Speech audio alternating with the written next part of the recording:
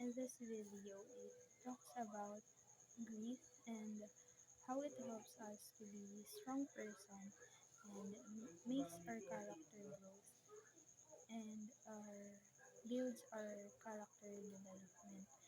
So based on the video, grit is defined as perseverance and passion for long-term goals.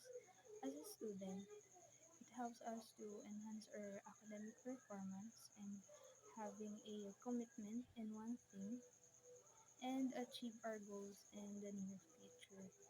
It gives us more confidence, motivated, and build our personality for facing challenges and problems that comes in our life. And also working hard to achieve everything, even if we fail or not.